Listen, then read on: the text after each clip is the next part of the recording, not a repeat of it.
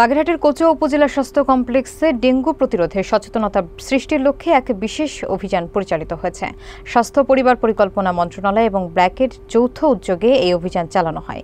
অভিযানের সময় হাসপাতালের আঙ্গিনা এবং এর আশপাশের এলাকা পরিষ্কার পরিচ্ছন্ন করা হয়েছে। এতে করে মশাবাহিত রোগ প্রতিরোধের ব্যাপারে সচেতনতা বাড়াবে বলে আশা করা হচ্ছে। রাকিবুল হাসানের প্রতিবেদনে থাকছে বিস্তারিত। বাগেরহাটের কচুয়ায় স্বাস্থ্য পরিবার পরিকল্পনা মন্ত্রণালয় ও ব্র্যাকের যৌথ উদ্যোগে ডেঙ্গু প্রতিরোধী অভিযান 2025 অনুষ্ঠিত হয়েছে। মশাবাহিত রোগ যেমন ডেঙ্গু ও চিকুনগুনিয়া সম্পর্কে সচেতনতা সৃষ্টি, মশার উৎপত্তি স্থল ধ্বংস করার লক্ষ্যে এই অভিযান পরিচালিত হয়। এ কর্মসূচির অংশ হিসেবে হাসপাতালের আঙ্গিনা পরিষ্কার পরিচ্ছন্ন করা হয়েছে।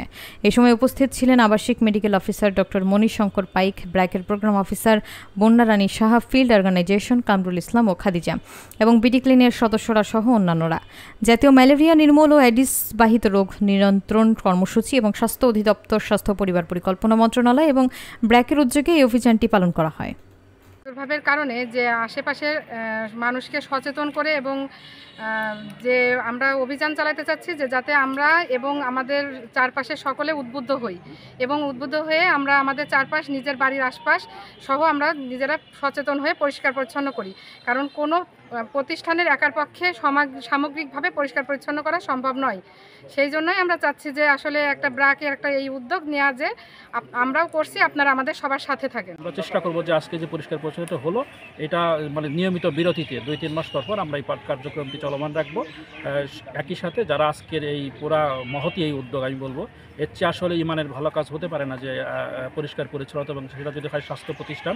তো যারা এখানে আজকে এটার সাথে জড়িত হয়েছে সবাইকে আমি ধন্যবাদ জানাচ্ছি। একই সাথে আপনারা যারা ইলেকট্রনিক প্রিন্ট মিডিয়া আসছেন তাদেরকেও ধন্যবাদ জানাচ্ছি, এবং ব্র্যাক এবং আমাদের বিডি ক্লিন সহ যারা ভলেন্টিয়ার এবং যে যেভাবে পারছে।